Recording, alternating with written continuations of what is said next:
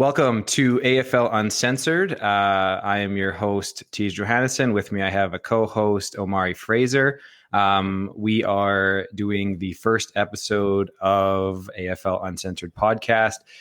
Today, we are going to really give listeners an insight into what we're trying to accomplish with the podcast, not only with the podcast, but with the AFL in general. I think as we move forward, this podcast will evolve as it should. And we're hoping to bring entertainment and some good banter and stuff leading into the season. So to begin, I'd like to introduce both of us. So first, Omari, please introduce yourself, your football history, and your AFL history. Yeah. Hey, welcome guys to the podcast here, AFL Uncensored. And we're definitely excited. And just a little bit about me. I think I started playing football when I was in grade 9. Started playing Bantam. Played for the Calgary Cowboys. Did that. Then ended up playing spring ball as well. I actually have a unique story where I actually didn't end up playing high school ball because the high school I went to didn't have a team. So ended up just playing spring ball and played until grade 11. And then from grade 12, I wanted to go play junior. Just saw that as like the next step I could go play. So I was able to go play junior, play my 5 years of junior with the Calgary Colts from 2013 to 2017. And it was a very interesting journey where, coming in, didn't have the high school experience and, worked my way through just, being someone who's on scout to special teams and getting some offensive time. I was never really like a star player, but I really appreciate the connections, the friendships, the lessons that football teaches. I think that's what's really stuck with me more. And I guess when I look at like my journey through when I was younger, what I got out of football, and I guess from there, wrapped up in 2017, ended up playing AFL, and it was always a peak of interest of mine because I did have an interest. There was some interest in me going out to University of Toronto to play my last 2 years, and I was also done school and had my career to look at. And I was like, you know what? Let's just focus on the career. I feel like I got what I can out of on the, from football at that point. But I just really saw AFL and men's as like a way to keep playing high level football and still enjoy life and have life and not have football be the big commitment that we're so used to. So, it's been fun with just, going into my, I think, fifth year now. Fourth year. Yeah, fourth year now with men's, and it's been just great to still compete at a high level. And, there's definitely some teams and games that, the excitement and it goes up. But I think this will be really fun because it's going to be a great time to allow voices to be heard and, let banter go, but, bring excitement to the league because we have something so unique, which, other provinces just simply don't have. Like there's us in Ontario, but we'll dive into that in a bit. But I'll hand it off to you here, Tej. Yeah, and you've been with the Wolfpack for all the years, right? Yeah. So when I came, I'll get to this a little later, I guess. But when I came to the Wolfpack this year, I tried to buy Omari's number from him because he wears number 5 and he was not selling. So I ended up wearing 22 for the first time in my AFL career. But I said to you at the time, I said that I really respected you not giving it up. Honestly, like you couldn't buy my number from me for any kind of money, honestly. So I respected that a lot. So, so for me, I started playing, my uncle actually played in the CFL. He won a Grey Cup with the Saskatchewan Roughriders in 1989, number 85, James Ellingson. And so I always kind of grew up. He got traded to the old Ottawa Roughriders, and after that Grey Cup, and so I actually grew up cheering for the old Ottawa Roughriders and really loving football. And started playing in grade 8 in BC. Then I moved to Red Deer in grade 9 and played Bantam here, and then played high school, grade 11 and 12, before I moved back to BC for my grade 12 year. In North Delta, where I played for the Sand Scorpions. We play American ball down there in BC high school football. So that was kind of cool. I played junior, went to a national championship with the Edmonton Wildcats in 2009. We lost to a young Andrew Harris and a quarterback by the name of Jordan Yance, who was unbelievable. That Nanaimo Raiders team in 2009 was insane. But that was a cool experience. And then I moved back to Red Deer with my then girlfriend, now wife, as she was getting a teaching job. So we moved back to Red Deer, and I reached out to Dave Haney, who was the founder of the Buccaneers, a really influential and important person in AFL history, who we'll have on this podcast at some point. Sent him an email, and I was a receiver. Pretty much full-time receiver my whole life up until that point. And he basically told me they had like 40 receivers. So I was like, well, I want to, and it was kind of, back then it was more fair play than it really is now. The veterans got those spots. So he said they didn't have any DBs. So I was like, well, I'll do that. Like I've done it a little bit in my life, and played my first year at DB, and I had a lot of interceptions and a lot of being burnt for touchdowns because I had no idea what I was doing. And that really motivated me. We'll have a guest on soon, Ryan Belrose, who we all know. And he really ripped into me that year because I thought I was a lot better than I was. And he ripped into me and called it out as it was. And that kind of refocused me to really focus on becoming a really good DB. And then I did in 2016. I set the interception record, the all-time AFL interception record. In 2017, I set the knockdown record. And at this point, I have all the DB records, and I've kind of moved on to do some more receiver in the last few years. With the Bucks in 2021 and with the Wolfpack last year, I played a bit of both ways as well. So for me, the AFL has been a godsend. The ability to play football and the relationships that I've created in my life, and the memories. Most of the greatest memories in my life and friendships in my life stem from the AFL. So much more than just football. And I've always really wanted to give back to the league, which is kind of what we're really trying to do with this podcast. And just, I think, putting this out there and allowing people to hear other players speak. And, we have our little Facebook forum and stuff like that. It's just not the same though. This is a little more intimate. It allows people's voices to be heard. And I think there's a really great community of people in the AFL, and that, care for each other and care for each other's successes. So I'm really excited to do this. I'm excited to give back to the league. I'm excited to do this with you, Omari. I had the opportunity to be your teammate for a year last year, and I know you do a lot of great stuff with youth football and some camps that I've seen you at and running. And so I think this is a really cool opportunity to highlight players and teams and individuals as well. So I guess today I really want to speak about that, and that is what we're going to try to accomplish on this podcast. And of course, and you guys can reach out to me or Mari, and if there's any ideas anyone has, I'd love to hear from them. We want this to be entertaining for people. We want people to listen. We're going to really try to do a weekly podcast, and maybe even kind of mini episodes during the season where we have different interviews of, rivalry games coming up and stuff like that. So they won't always be long episodes. Some will be short, but we hope to pump out a lot of content for people to get the league out there and to create excitement. So our goals for the podcast leading up to the season are really to bring attention to the league. And that is not just from a player standpoint, but that is also from a sponsorship standpoint. I think you'll agree, Amari, we just have so much ability to represent our league and get our league out there that maybe we haven't taken advantage of. Hey, absolutely. This league in itself is, when I tie back to how it's so unique in the sense of where only Alberta and Ontario have men's football leagues, right? Like typically BC, Sask, Manitoba. I think Manitoba, I'm not sure if they do or not, but I know just primarily it's Alberta, Ontario league. We have the opportunity where, hey, as long as you're over 18, you can still play football. And like there's a lot of athletes out there, a lot of high school players where they don't make junior, don't make U sport, and they're done. Well, come to Alberta, go to Ontario, you can play for as long as you like, as your body's willing. And just with that should open up way more doors of opportunity of, I know we were speaking about it where there's sponsorships, I like to maybe think commercials in here and there, perhaps that'd be kind of fun, but just there's a lot of opportunity here. And it's definitely all due to the unique voice of each and every one of us has, and the stories and how football just binds us. Cause I think it's just so unique where, we're all playing football here just at some point or some aspect for the love of the game. And you can't deny that at any level.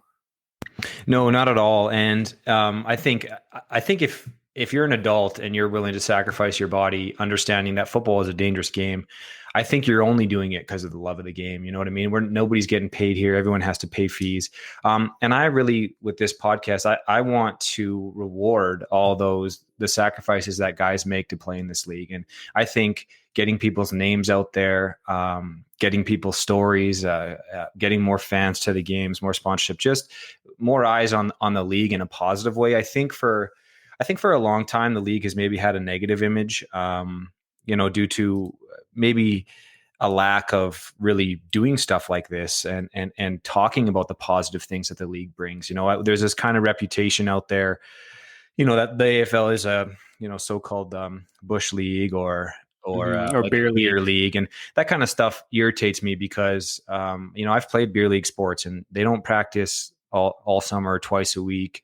They don't put their bodies on the line in full contact sports.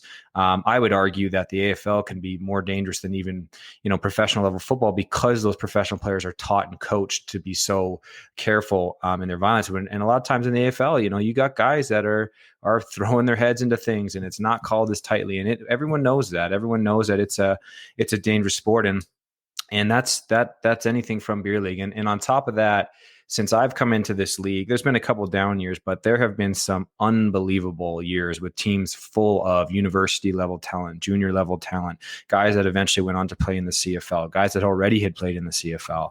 And that stuff is the stuff we want to be talking about. I want to kind of get away from, and I think our own players and stuff kind of get into that mode of talking about it that way. But I want people to be proud of playing in the AFL. I want people to have pride and appreciation for the league and what it brings and how hard it is to go out there and put your body on the line and go through all the traveling and understanding that this is a game where not all good things can happen. So I want people to be rewarded for that. I want the league to get more clout and more respect. And I think we all deserve that. I also think that when we want to really, for our own players, rev up excitement for the season. So we'll have different goals going into the season on stuff that we'll do, like segments we'll do in season. That's going to be really fun. Like we can do so many different segments and stuff. Going into the season, I really want to, we want to, like we said, bring attention to the league, but we want to really rev up the excitement for the season. I'm already seeing teams putting out their posters of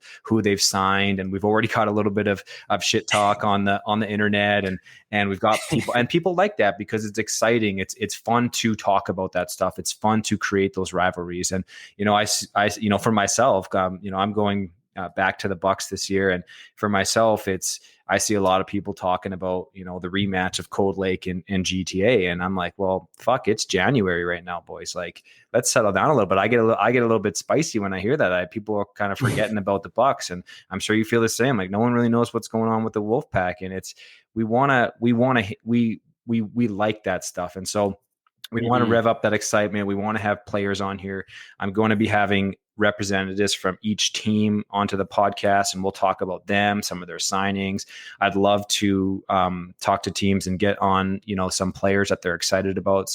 You had mentioned it, Omar, you getting rookies on and stuff like that. Yeah. Some youth players, the young blood that comes to the league. Because as I mentioned, maybe there's players who didn't have the great senior season to have the opportunity to go next level, U Sport junior, and like say, hey, come play men's, come learn how to play with grown men, and just really that excitement. Because it's when you think of the time when you thought football was over, it can put you in a state of like, oh, like what's next and everything. But to have that opportunity of like, hey, there's men's coming, the men's you can play in, share your excitement, bring out of high school, that not only will help the teams in their area, but just bring in new blood, which new energy, which always helps things flow better and just helps the league grow. And I definitely love the idea of just bringing on a couple rookies, young bloods, and have them just speak their mind for a little bit. Yeah, and I think that's going to be a really cool opportunity for them, and helping them feel involved with the league too. And I think we kind of forget, especially as veterans of the league, the huge responsibility that we have over young people coming into our leagues, and the way we can be leaders for them, and set examples for them, and also help. I'm going to be really blessed this year to be playing with, a handful, 5, 6, or 7 kids that I actually have coached for a number of years here in Sylvan Lake. So for me, it's going to be a really cool opportunity. And it kind of took that to make me realize, like, hey, like the AFL is not just dudes showing up and playing football. Like, when I think about everything this league has given me, the AFL has created or has allowed me to grow as a football player, as a human. My weaknesses have been exposed. My flaws as a human have been exposed. And the AFL has allowed me to see those things and to become and grow as a human being. And I just, giving back to the league, giving back to the young guys, and understanding that we really do have a lot of ability to give young men an experience to grow as players and as people, which is, as you said before, really unique when it comes to men's sports, because you're not getting that at your beer league hockey games. You know what I mean? It's not, No. people aren't taking those same memories and lessons and growth from that type of stuff. And that's why I think we want to realize that the AFL is football, and I think it's great entertainment, especially this year. But it's also a lot more than that. And I think that's a really fun responsibility to have. Absolutely. And as well, just like, I think as much as we want to, as revving up for excitement for the season, there's the beautiful thing with football is there's so many moving pieces that go into it. So as well, just highlighting, other than players, like teams, like the trainers, they do a big role in ensuring that we're, our bodies are up to, being able to play the game, and volunteers, and as well as the fans, like just recognizing the fans. Like, if you were to guess at all the leagues, which fan base, which team has the best fan base, biased or unbiased? Well, I mean, it's the Bucks. Yeah, it's the Bucks. Yeah, I can definitely agree. I'll agree to that. That's one thing where I know playing Wolfpack and home games of the Bucks, I'm just like, it's always a little bit more. It's like always more exciting because like the Red Deer facility, definitely top notch to have games there where you got the stands, the Settlers Field, and everything. But the way the community comes together for the team, you definitely can't argue that. And just to give props to all the fans in Red Deer for bringing that community in, as well for now other teams to emulate that. Yeah. Which would be really cool. And I'm already probably going to get in trouble. Cold Lake's going to be yelling at me. I'll say this: Cold Lake they did a really good job last year. But they just haven't been around long enough quite for me to say they have the best fans. So it's, you know what, that's cool too, right? Because there's a competition in of itself, and I think you're right. I think we'll look to have some big time. We'll reach out to teams and kind of maybe they can do a competition at one of their games of like who's our biggest fan, and whoever wins that gets to come on the podcast and talk about the teams. That'd be kind of cool. So, and then we can maybe have a fan competition or something like that. That's a cool idea. Yeah, that's a great idea. And you also said, which I think is really important, you mentioned the trainers and the volunteers. We all know that the AFL doesn't run without great trainers and great volunteers. So we want to have, and maybe we'll do the same thing with that. We'll have teams kind of nominate a trainer or a volunteer, and they can come on the podcast and talk about why they do what they do. And we would not, there's no league, there's no AFL without those amazing people, and they don't get enough recognition. And that's what's so cool about the AFL and what separates it again from those typical beer leagues, right? We do have all these moving pieces. We have these people sacrificing their time to come in and help us stay healthy and to help us organize these games. Like, for the Bucks, we've got people that, run the concession every single game and do the 50-50s and do the chains. And it's just, so we really thank you for mentioning that, because those people are going to be really important as well. We're also going to bring on a lot of former players. Our next episode, we'll have one of those, and we're going to do some cool interviews, and we'll have some cool questions for those guests to really shine light on the history of the league.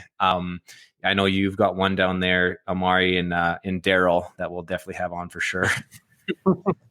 Oh yeah, I'm sure Daryl would love to come on, and possibly even Rob. Just hit a lot of history, and like, I know I'm from one Wolfpack, Tejas from Red Deer, and I know we might sound biased, but like really, I want to highlight the whole league because there's tons of history here. Like, when I think to like Daryl, like he's played 17 years. So I'm like, hey, like there's got to be guys along the way that have unique stories and different experiences, and as well like the alumni, like that's a whole other like realm of this league in itself, is just the alumni, where guys, maybe the bodies will say, hey, body said no, time to wrap it up, but just love to watch and hear and keep part. This would be a great way for them just to voice their experiences as well, things that they like to see grow, and possibly even maybe an alumni booster. That could be an idea. Yeah, that could be an idea. And you know what? I'm a person. I love hearing experienced people tell stories. So we're gonna ask some good questions that hopefully lead to some good stories, whether it be on field, whether it be road trip stories, which we all love, and we all have a few of those. So I'm looking forward to that, to really diving into the history of the league, because the other unique thing about our league is it's so old. I don't even know. I'll have to ask our first guest. He'll know for sure, but it's got to be. I know for sure they were playing in the early '80s. So it's actually kind of crazy to think, and also to think about when we talk about trainers and volunteers. Like, man, how many? This league's been going on every year except the COVID year, and how many people had to step up to keep this thing going, right? Because the reality is at any time, if the league would have fallen off for 1 year, like, hey, we can't make it work this year, COVID aside, because it's different.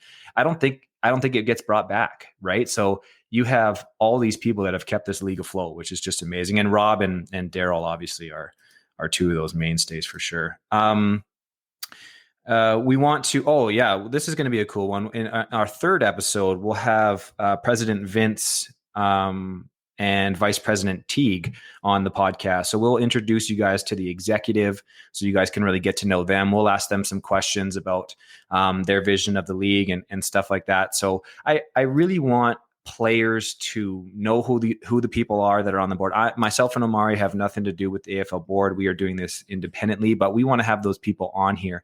I think transparency is really key. I know Vince and Teague definitely want to hear from the players as well and get their ideas and get their voices out there so that you guys get to know them. And it's a lot of hard work. I know Vince traveled all the way up to Cold Lake last year for the championship game. He's got a family, he's got kids, but he went up there and I know he had a good time afterwards, but that's not an easy thing to do.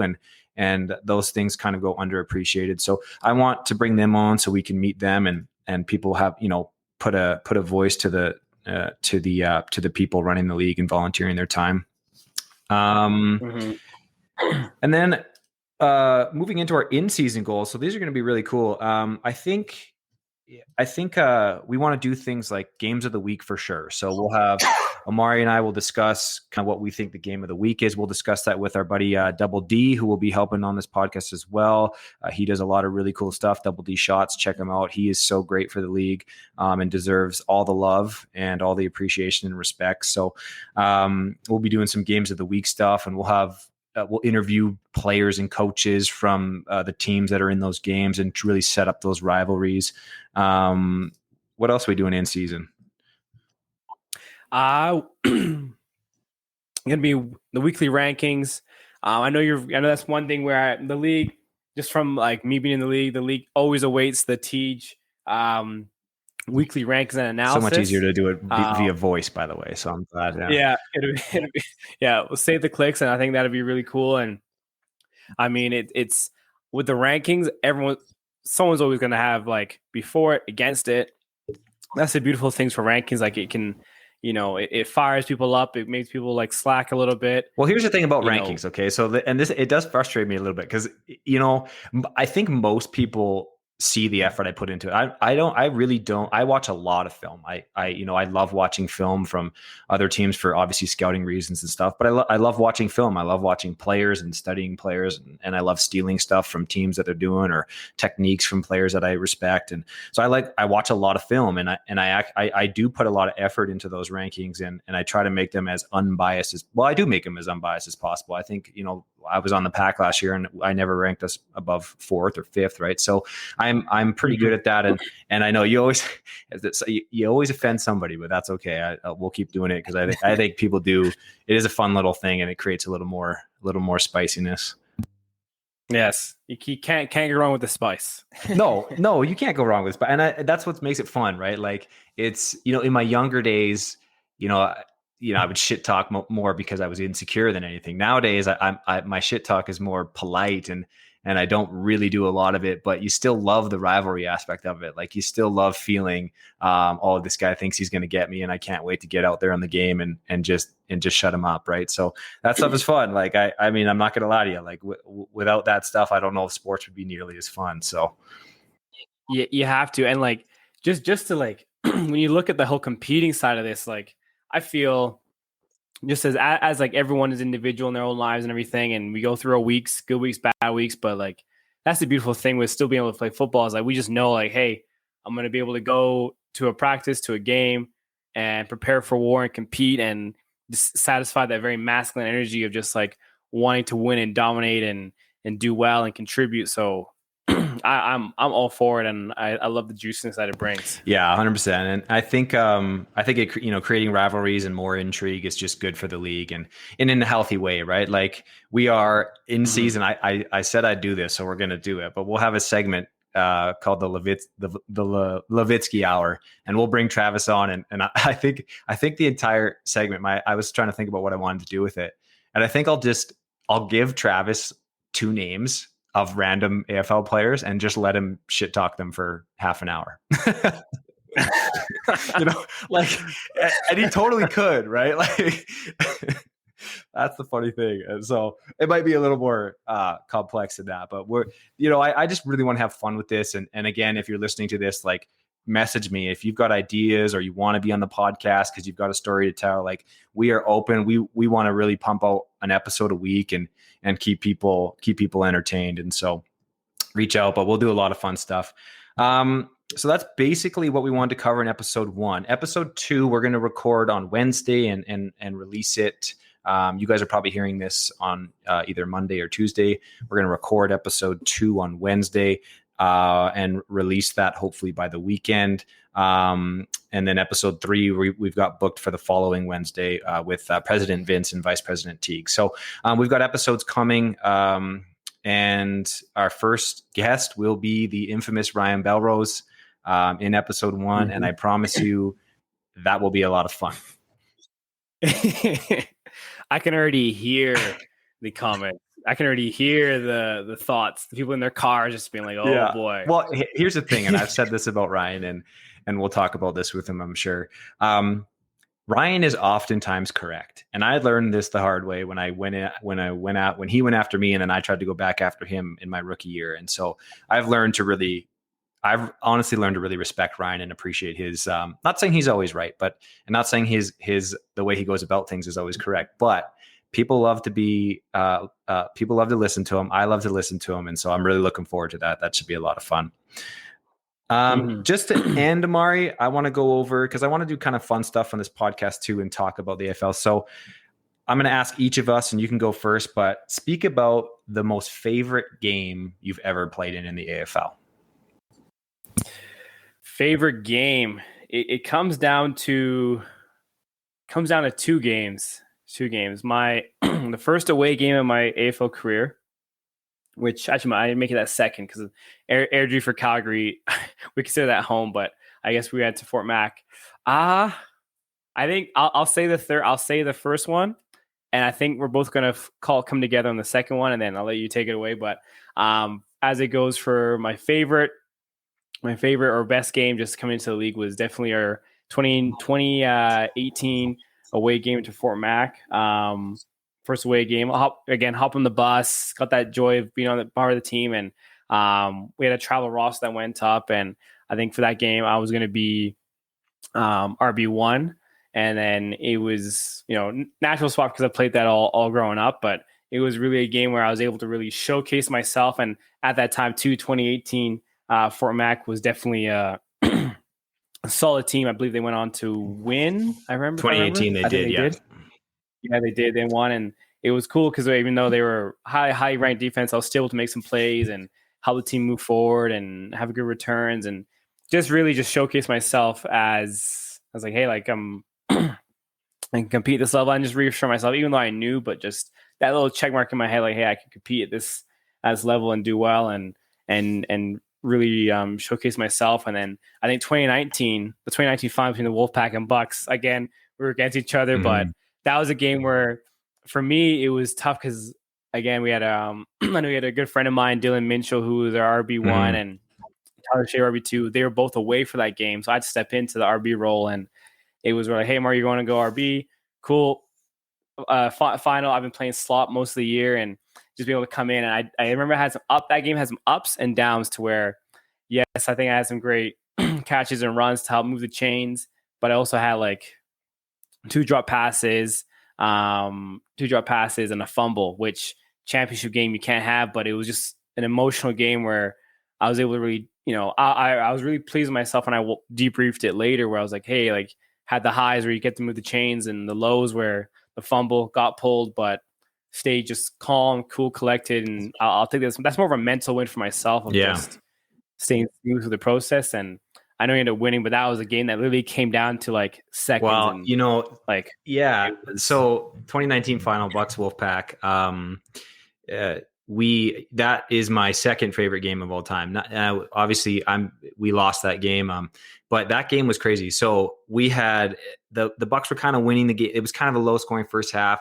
The Bucks came out hot in the second half, and we were up 2 touchdowns, and we were feeling pretty good. We were feeling comfortable. And then you guys kind of, I was kind of like, because we had the same game in the regular season. If you remember, we were up by a ton, and you guys came all the way back and you won in the last minutes in the regular season, which allowed you guys to actually host that game in 2019.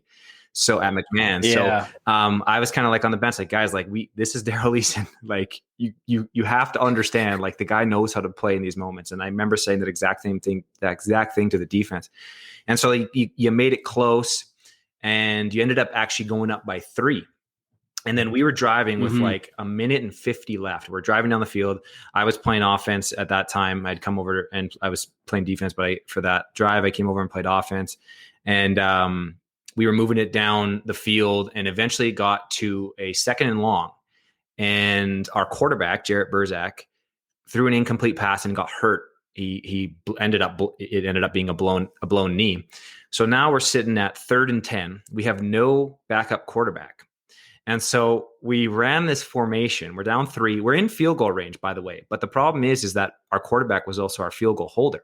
So I didn't have a holder, so we couldn't kick it. And so it was 3rd and 10 on our 35, on your 35. And we brought in Ben Nadiak to quarterback. And we went into a jumbo formation. We went 7 on the line, double tight. And I was actually the strong side tight end. And we had run this formation a bunch in that game with Ben back there. And Ben just ran it through. It was a power formation for Ben. But we went into the huddle, and Ben was like, Tyler, do an angle route, and I'm going to throw it to you. And I was like, okay, well, it's 3rd and 10. If we don't get this, the game's over. So I do an angle route, and he throws the ball on my back hip. And Chris Burak is on my tail. And this throw by Ben Nadiak was unbelievable. Now, he hadn't warmed up. We had never practiced this. He threw this ball in the absolute perfect position that barely got over Chris's head. If it's a little bit lower, a little bit higher, incomplete pass. Comes in there, it throws a dime to me, and I ran in wide, caught it, ran in for the touchdown with a minute left in the game, and I lost my mind. I looked up because I'd been waiting so long to win a championship with the Bucks. I look up, my wife's in the stand, she's crying, she's hugging her friend. I'm like, man, I just won us a championship. Like, Ben, I can't believe we made that throw. Everyone's going nuts. There's a minute left. You guys have no timeouts. We kicked the ball off. We got a penalty. I don't know if you remember this. We got a penalty. So you started at the 40. We go cover 4, and Daryl Eason just picked it apart. Ran down the field. He hit Aaron. He hit Aaron on like a 40-yard post route.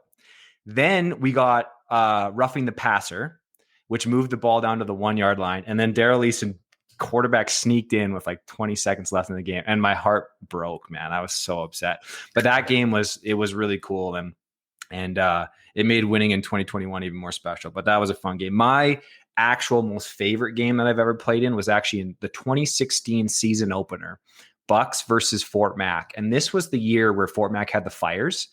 So they couldn't play. We were supposed to play in Fort Mac, but they couldn't play there. Obviously, because they had the fires, and they couldn't get any of their uniforms. So they had to get uniforms from the Edmonton Eskimos. They literally wore old, like 3rd Edmonton Eskimos jerseys. So we were like playing, it felt like we were playing the Eskimos. So we meet in like Sherwood Park or Spruce Grove or something like that. They're showing up in these Edmonton Eskimos jerseys. And this game is like touchdown. This is Brandon Lay's first game. So for those that don't know, Brandon Lay been a really good quarterback in this league. His first year, he's played every other year, never 2 in a row, but all the even years he played. And 2016 was first year, first game he'd ever played with us. And I'm watching this guy, and I'm like, I've never seen anything like this in my life. Like I've watched, like Darrell Leeson's a great quarterback. The power in this in Brandon's throws was unbelievable to watch live in a game. His poise, and I was like, man, I'm so glad this guy's on our team. And Fort Mac was scoring at will. We were scoring at will. And it comes down to the last play of the game. We're up, or they're up by 7, or they're up by 6, and there's like 2 minutes left in the game. Third and like 14, and the ball gets snapped. Brandon, they blitz. They rush 6. Brandon looks like he's about to get sacked. We're all like, oh, we're about to lose the game. All of a sudden, he squeaks out of it and he starts scrambling, which he's not a huge scrambler, but it was unbelievable. He didn't get taken down. He's scrambling all over the place. He throws the ball, and when he threw it, I saw none of our players. I was like, where is? And then all of a sudden, Xavier Lawrence comes wide open across the back of the end zone, catches it, touchdown. We go up 1. Fort Mac gets the ball back. Drive it down. There's like 1 second left on the clock, and they go to punt it through the end zone. Okay, so if you don't know Canadian football, you can punt it and get a rouge, they call it. So they're down 1, they try to punt it for the tie. And so I go back there, and I'm like, if he kicks this into the end zone and I catch it, I'm kicking it back out. And I was hoping that would happen because I thought that would be pretty cool. Perfect. He kicks it. It's coming right to me. It's about 10 yards deep in the end zone. I come up, I catch it. I immediately kick it back out. There's no time on the clock. So I kick it out. I run full speed because I realize like I'm on side. I don't have to give 5 yards on the punt. Guy kind of stands there and doesn't really know what to do, picks it up. I tackle him. Game over. We win. And so for me, that was a cool moment. It's the only time in my football life I've had the double kick, which you like see on like top tens and stuff. And Tia said, so plus just the excitement of the game, the Fort Mac Fires. There's a lot of story behind it. Unfortunately, we ended up losing to them in the finals of that year, but it was a cool story for them, and TSN covered it. So, anyways, that's all for today, guys. So really, thank you for listening. I think please give us feedback, like positive, negative stuff you want to see. This is new for us. We're really trying to put out a good product that can entertain people and make people excited and enhance our league, which we all love so much. So, Omari, anything to close? That's everything from me. I believe, like just wherever you're listening to it, of course, like, share, comment. I think the comments for this is going to be in the forum. So comment on Facebook. But share it out share it to your teams. Of course, we're going to try and tag everyone.